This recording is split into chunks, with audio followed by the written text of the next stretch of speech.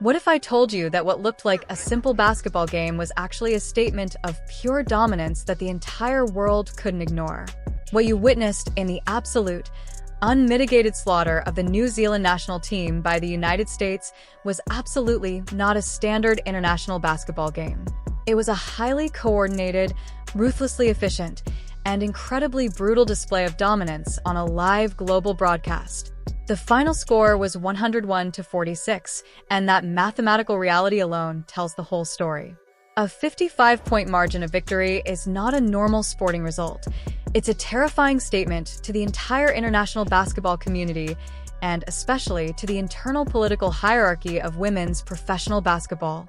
Mainstream sports media will politely call this a dominant performance or a great team effort, but those who truly understand the brutal mechanics of leverage, global market share, and institutional power dynamics recognize it for what it really was: a hostile takeover of the highest order. This wasn't just competition. It was a clear execution of market dominance on a scale rarely seen in this sport. For months, the established gatekeepers of Team USA and the broader WNBA ecosystem have been playing a dangerous political game of delay and suppression, trying to protect the legacy hierarchy and the old guard from the overwhelming gravitational pull of the new generation. They used every institutional trick possible to keep the brightest star in the game operating under restrictions. But now the dam has finally broken. The establishment could no longer justify their decisions, and they were forced to hand the keys of the global basketball spotlight to the most valuable athletic and commercial asset in the sport today. New Zealand finally in the starting lineup. It took long enough.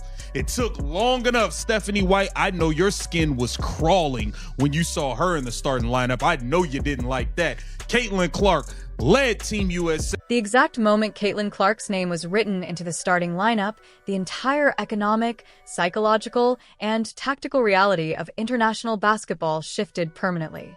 The impact of that moment was enormous.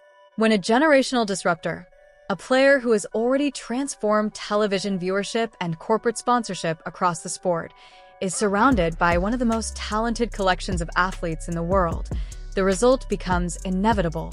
What followed was a 101-point offensive explosion that left the opposing federation questioning the very structure of their system. Caitlin Clark stepped onto the court and immediately controlled the pace of the game like a confident leader taking charge of a struggling organization. In just 23 minutes of play, she dictated the spacing of the entire court, scoring 14 efficient points while delivering 6 precise assists that broke down the opposing defense. However, the box score alone does not tell the full story. Clark didn't simply score points. She disrupted the confidence of the entire New Zealand defense. Their strategy constantly shifted towards stopping her influence, which opened large areas of space for her teammates to attack freely. At the same time, the backcourt partnership between Caitlin Clark and Paige Bueckers created a powerful rhythm for the United States. Their chemistry on the court looked seamless, combining Bueckers' quick decision-making with Clark's outstanding vision. When two players with that level of awareness share the floor, the game can quickly tilt in their favor. Bueckers played a team-high 24 minutes and contributed 7 points, 3 rebounds, and 3 assists, supporting the offense with calm efficiency. While those numbers appear simple, her role helped maintain the flow of every possession. Ultimately, the true significance of the 55-point victory came from the contrast it revealed: a fast-moving, confident future of the sport facing an opponent that struggled to keep up with the pace and precision of the United States team. Second group, they absolutely, like, that second group went off. I'm not even gonna lie to y'all. Chelsea Gray still starting. I don't know why. Chelsea Gray does not need to be a starter. It is what it is, man. Chelsea Gray. The established hierarchy is deeply unsettled by what Caitlin Clark represents, because her undeniable efficiency openly exposes how quickly the game is evolving.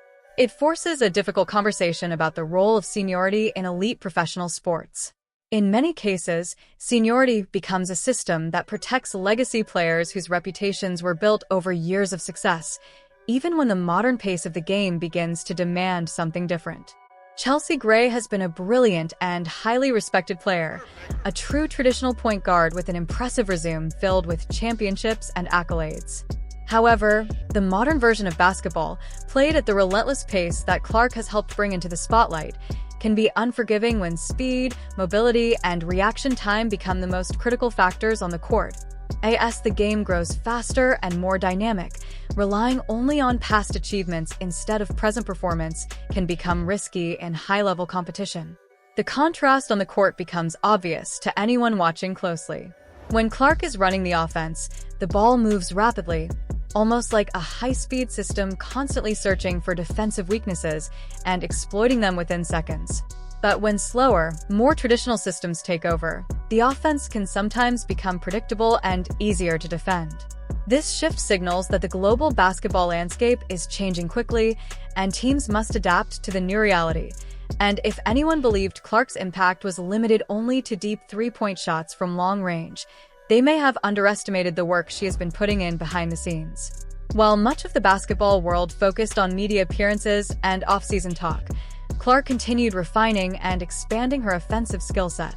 Rather than relying solely on her shooting reputation, she has been steadily developing new ways to control every area of the half-court, making her offensive presence even more difficult for defenses to contain. She do it all. Caitlin Clark has added to her bag. I don't know if y'all know, Caitlin Clark has added to her bag. It's about to get spooky.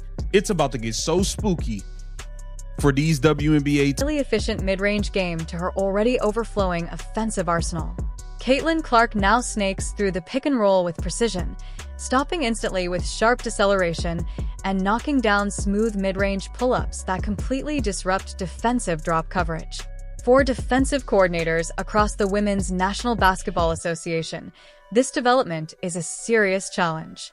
When a player who already demands intense defensive attention from 35 feet can also break down a defense from 15 feet, she moves from being a superstar to becoming incredibly difficult to guard.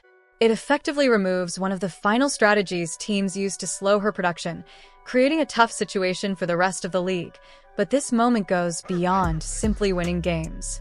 It connects directly to the larger financial and structural conversations happening in women's basketball.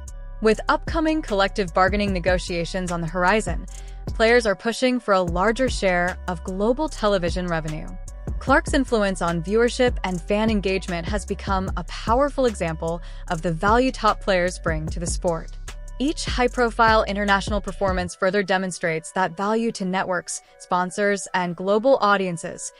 A dominant performance against New Zealand, however, was not just about one player. It was a complete team effort that displayed the depth and strength of the United States roster. When the starting lineup established control of the game, the second unit came in and intensified the pressure. Rhyne Howard delivered an outstanding scoring performance, finishing with a team-high 18 points while shooting 6 of 10 from three-point range. Her accuracy from deep punished every defensive mistake the New Zealand team made alongside that perimeter shooting. Angel Reese brought strong physical presence inside the paint. She played productive minutes, scoring 9 points and grabbing 4 important rebounds while helping secure extra possessions. Additional contributions came from Monique Billings, who scored 10 points and collected 6 rebounds on efficient shooting, and Kiki Ariafin, who added 9 points and 8 rebounds while shooting at a high percentage. Altogether, the performance showed the depth and balance of the United States roster. Team USA did more than simply win the game. They controlled it from start to finish. Holding an international team to only 46 points across 4 quarters reflected strong defense, superior athleticism, and coordinated team play. In the end, the performance highlighted the evolving direction of the sport, with a new generation of players leading the way and reshaping the competitive landscape of global basketball. Passes are going to be there. This is why they need to start her. Forget all that seniority stuff and all that.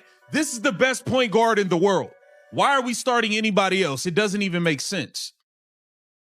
Look at his pass. Caitlin Clark is currently one of the most impactful point guards in the world. Ignoring that reality becomes increasingly difficult as her performances continue to reshape the pace and style of modern basketball. She leads her team with confidence, distributing the ball with precision and creating scoring opportunities through perfectly timed passes that often lead to high-percentage highlight finishes.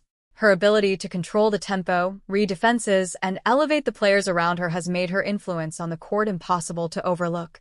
When a player carries this level of impact, one who can shift the financial attention, competitive structure, and global conversation around the sport, it becomes clear that teams must fully embrace that potential.